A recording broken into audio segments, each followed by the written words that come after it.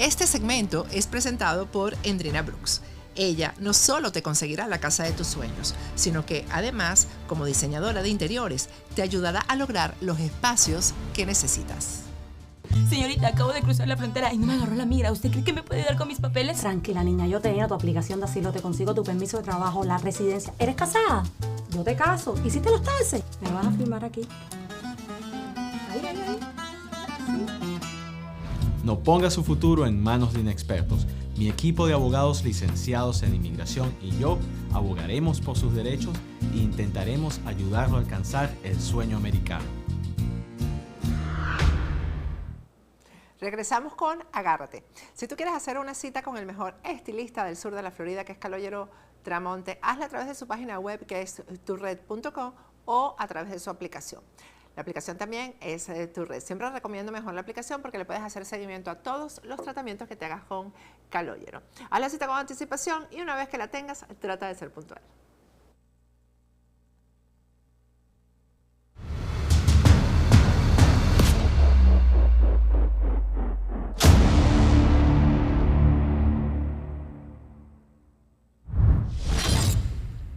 Regresamos con Agárrate, y un tema que no hemos tocado por nuestra ausencia es el de las elecciones en España. ¿Qué pasó en España? Nadie como nuestro compañero Eugenio Narváez, periodista español, parte de nuestra plataforma, para que nos explique qué es lo que está pasando en España. Buenas noches, madrugadas para ti, Eugenio, ¿cómo estás?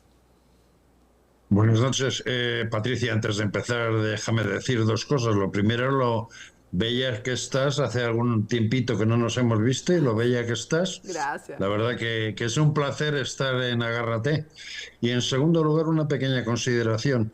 Hoy es día de San Ignacio de Loyola, que es patrón de los vascos. Y como en la Florida, en Miami, en Idaho, en Nevada y en distintos puntos de Latinoamérica, partiendo de Texas hasta la Patagonia, hay un montón de vascos. Pues hoy es el día de San Ignacio de Loyola, que fue el fundador de los jesuitas y como quien está hablando contigo, nació a escasamente 2 kilómetros de la Basílica Santuario de Loyola, que en términos eclesiásticos se le llama el Pequeño Vaticano. Pues vamos a felicitarles esta fiesta que para muchos de ellos será muy sentimental. Además, en Venezuela sí somos muchos los ignacianos porque estudiamos, yo por ejemplo en la Universidad Católica, que es de jesuita, pero además el Colegio San Ignacio de Loyola, pues por ahí han pasado grandes venezolanos, y el Teresiano de la Castellana, que también es un colegio jesuita, así que felicitaciones para todos. Pues yo de pequeño solía corretear por el interior de la basílica, me refiero a la clausura de los curas, o sea que fíjate si para mí es una fiesta emocionante. Y hablando del tema que nos ocupa hoy, de lo que son las elecciones españolas, muchos de tus compatriotas y tú misma entenderán perfectamente lo que quiero decir con lo que voy a iniciar un poco este tema. Y es que, ¿tú te acuerdas que la primera vez que nos conocimos y que te hice yo una entrevista en Diálogos en Libertad, antes de que empezáramos en la plataforma de Factores de Poder, que llegamos tú y yo a la conclusión de que España se parecía a la Venezuela de 20 años? Sí, así pues bingo, hemos llegado a eso ya. Hemos llegado a eso porque lo ocurrido el pasado domingo es algo sintomático, es decir, gana el centro derecha con un total de 168 escaños y luego con el voto rogado o con el voto extranjero de españoles y hijos de españoles que viven en el extranjero se consiguen 169 escaños. El Partido Socialista Obrero Español, que encabeza el presidente Pedro Sánchez, solo ha conseguido 121 escaños. Y tiene que concurrir con otras fuerzas políticas, entre ellas el brazo político de la banda terrorista ETA, con un partido que se llama Bildu. Por otro lado, tiene que concurrir también con los independentistas catalanes de Esquerra Republicana de Cataluña, que dieron un golpe de Estado y un acto de sedición el 1 de octubre de 2017, y por si fuera poco, pues tiene que necesitar el voto del partido que encabeza Carlos Puigdemont, es decir, ese señor que era presidente de la Generalitat de Cataluña y que se escapó por cobardía después de organizar el fisco que organizó de un referéndum que no era válido porque la Constitución española no permite referéndum. Pues bien, ese señor que organizó el referéndum y que en la actualidad es prófugo de la justicia y que se escapó en el capó de un coche a Waterloo, a Bélgica, es el que tiene la mano para decidir si España va a gobernar Alberto Núñez Feijóo o va a gobernar Pedro Sánchez. De ahí esa frase que tú y yo conocemos de que España se parece a la Venezuela de hace 20 años. Sí, ahora, para que gobierne Pedro Sánchez, es lo que tú me quieres, para yo entender bien este tema, pues tendría que pactar ahí con terroristas, con evasores de impuestos, ¿con qué más? O sea, con corruptos. Con la banda, con el brazo político de una banda terrorista de la cual de sus 700 y pico asesinatos, prácticamente 377 están sin resolver. Tiene que gobernar con Esquerra Republicana de Cataluña, cuyo presidente fue uno de los inductores de ese referéndum del 1 de octubre de 2017 y que ha sido condenado por sedición, delito que Pedro Sánchez quitó para que Esquerra Republicana pudiera apoyarle, y también el delito de malversación de fondos. Tuvo que quitarlo para que Esquerra Republicana pudiera darles un indulto y que así pudiera gobernar con tranquilidad en esta legislatura que ha terminado. Y por si fuera poco, pues hay algo más ridículo que un señor que organiza un referéndum de autodeterminación de Cataluña, cosa que prohíbe la Constitución, que se escapa como un cobarde metido en un capó de un coche a Bélgica y tener que contar con él para que Pedro Sánchez y la izquierda de Podemos, del Partido Comunista, de Sumar y todo ese conglomerado compuesto por 16 partidos, todos de la extrema ultraizquierda, con esos tiene que contar para gobernar España. La verdad que esa es la situación, por eso decía yo la frase de que España se parece a la Venezuela de hace 20 años, ¿no? En los hechos, ¿qué va a pasar ahora? O sea, explícame cuál es la etapa que viene ahora. Bueno, ayer se terminó de finiquitar el recuento y los recursos habituales que suelen hacer los partidos con respecto al voto rogado. Eso ha generado que el Partido Popular tenga 137 escaños, más el voto de Unión del Pueblo Navarro, que es un partido regionalista de Navarra, más los 33 escaños de Vox, con lo cual se queda en 172 escaños. Por contra, el Partido Socialista Obrero Español, que solo tiene 121 escaños, más todo ese conglomerado de artistas, por llamarlo entre comillas, pues tienen 171 escaños. Y aún y todo, pues Pedro Sánchez pretende gobernar de primera mano sin llevar a cabo los preceptos constitucionales. ¿Y cuáles son esos preceptos constitucionales? Pues que la semana que viene el rey Felipe VI empezará a tener consultas con los líderes de todos los partidos para determinar él, que es el único que puede determinarlo porque es el jefe del Estado español, a qué partido le da la venia, por llamarlo de alguna manera, para poder presentar la candidatura en el Congreso de los Diputados.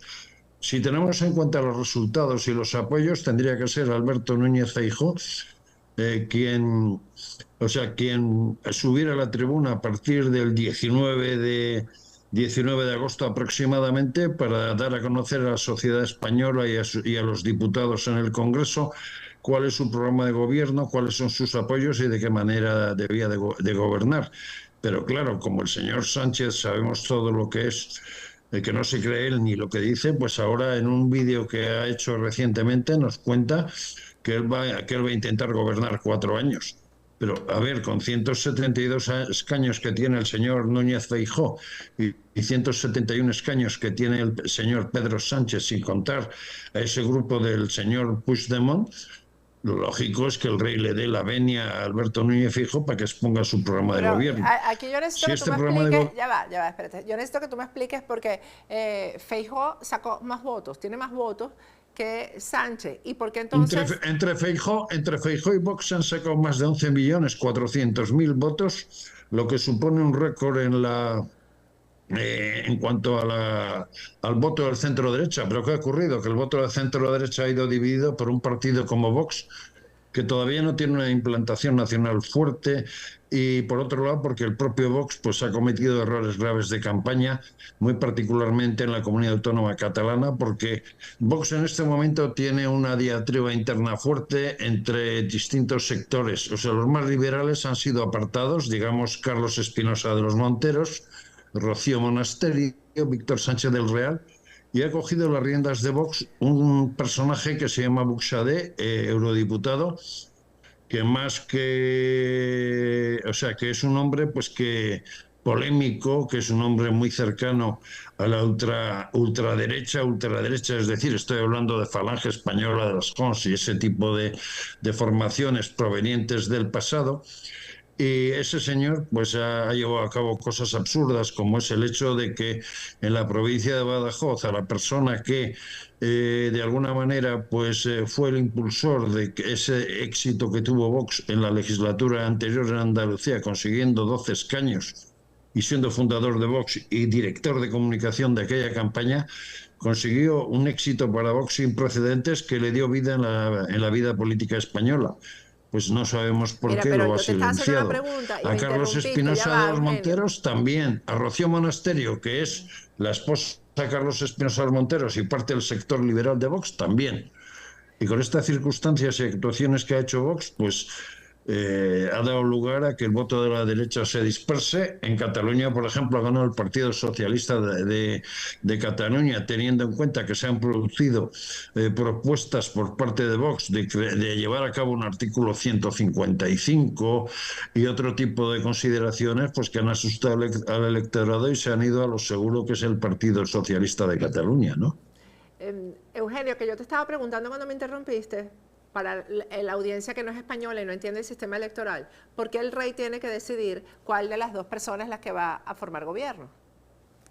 Básicamente el rey, o sea, a ver, el rey como jefe del Estado español tiene que dar su aquiescencia para que el candidato, en este caso el candidato que más votos ha sacado y más escaños ha sacado, que sería el señor Alberto Núñez Feijóo, desde que se inició la democracia en España el 6 de diciembre de 1978, tradicionalmente se ha hecho así. El rey siempre ha dado la aquiescencia a ese grupo político que ha ganado las elecciones, y luego el problema del grupo político es encontrar apoyos para poder gobernar. Pero en este caso parece ser que el caudillito Sánchez, que es como habrá que empezar a llamarle a partir de ahora, pues quiere saltarse también ese acto, vamos a decir, del jefe del Estado, y casi obligarle a que sea él el que presente esa candidatura en el Congreso de los Diputados, cuando desde el punto de vista moral, ético, jurídico, incluso electoral no le corresponde. Eugenio, pero ¿cómo él puede saltarse una norma constitucional, primero? Y segundo, si obtuvo menos votos que Feijóo. Ya eso debería estar decidido por ahí, porque la democracia... Pero es que hay otra cosa mucho más graciosa, entre comillas, y más evidente. El gobierno cesó sus funciones en el Consejo de Ministros que tuvo lugar el pasado viernes. Pues bien, tradicionalmente cuando el gobierno acude a las vacaciones de verano, en los primeros 2 o 3 días de las vacaciones de verano, el presidente del gobierno desde Madrid acude al Palacio de Marivent en Palma de Mallorca para hacer un acto protocolario de presencia ante el rey y hacerle como una especie de descargo de lo que ha sido ese año hasta las vacaciones. Este año, sin ese tipo de cosas, el señor Sánchez ha cogido su famoso Falcon, que parece el utilitario Volkswagen Escarabajo que se conocería en Latinoamérica o en España el 600, y se ha ido a Tenerife a pasarlo bien. Feijóo, como le corresponde legal y moralmente ser el candidato, pues le ha escrito una carta para iniciar un diálogo, porque Feijóo considera que no se puede gobernar y que la sociedad española ha solicitado que los partidos de centro izquierda y centro derecha, en este caso Partido Popular y Partido Socialista, se entiendan.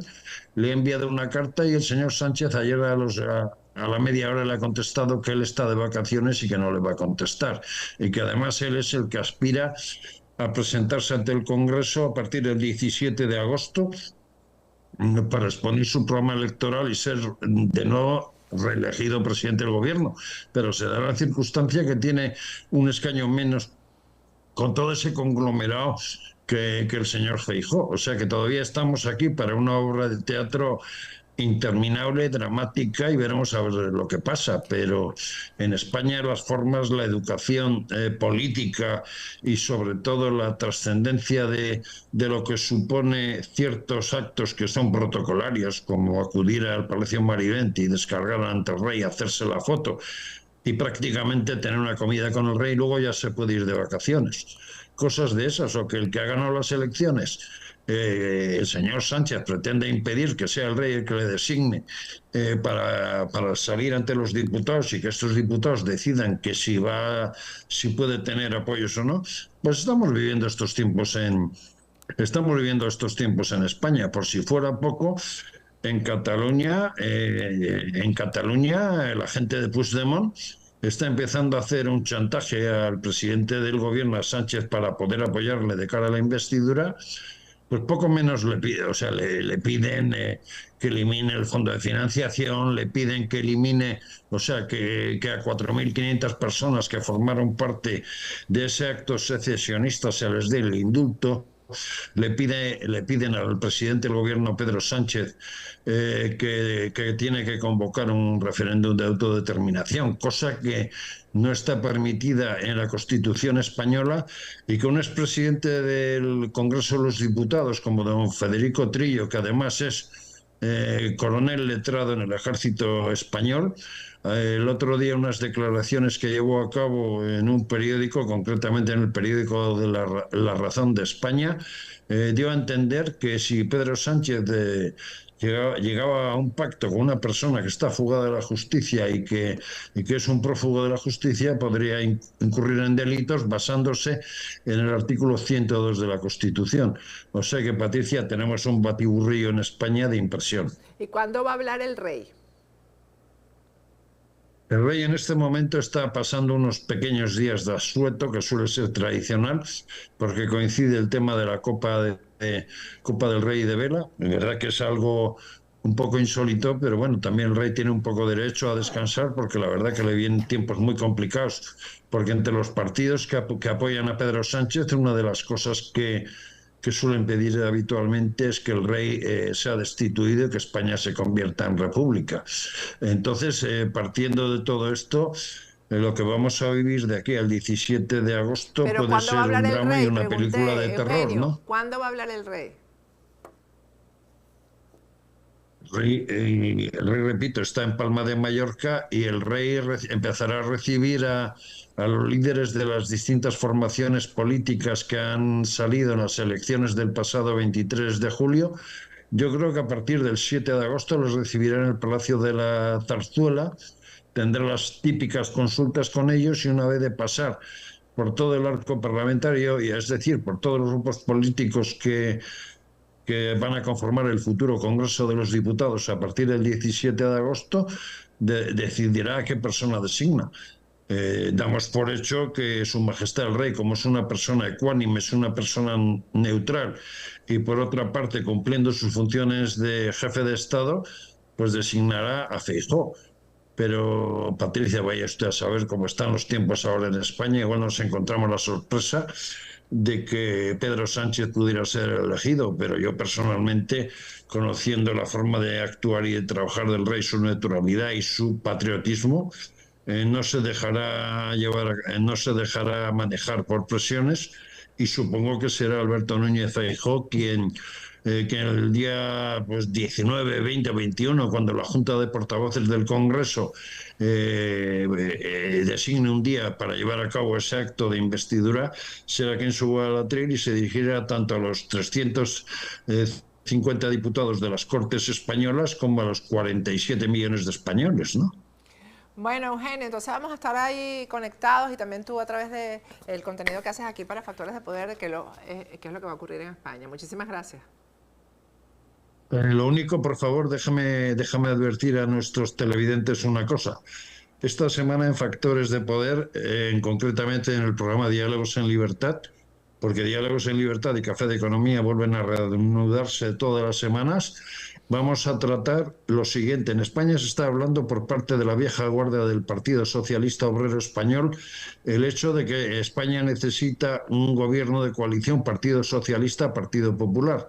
Entonces, factores de poder y concretamente Diálogos en Libertad, programa que yo dirijo, vamos a tener a Pedro Bofill, que fuera portavoz parlamentario, exdelegado del Gobierno, expresidente del Consejo Económico y Social y persona cercana a Felipe González y Alfonso Guerra.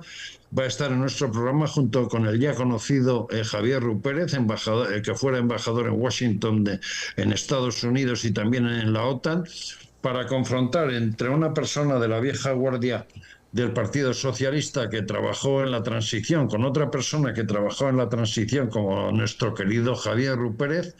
Hablaremos de que si en España es posible un pacto de interés nacional, como podría ser Partido Socialista Obrero Español, Partido Popular, bajo la presidencia bien de Alberto Núñez Feijóo o de Pedro Sánchez de manera rotativa, o si esto es factible o no, y por supuesto hablaremos de una posibilidad que está rondando en el aire, y es que antes del 17 de agosto, nada más y nada menos que uno de los constructores de la democracia española, como Felipe González, podría dirigirse a la sociedad española en este sentido que digo, de un gobierno de coalición.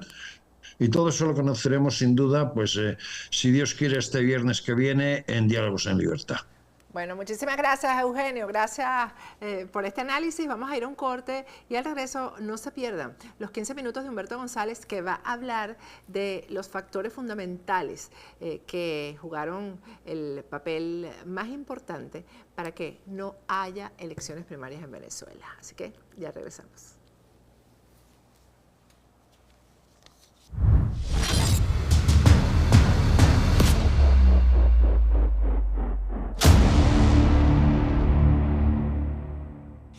Este segmento es presentado por Endrina Brooks. Ella no solo te conseguirá la casa de tus sueños, sino que además, como diseñadora de interiores, te ayudará a lograr los espacios que necesitas.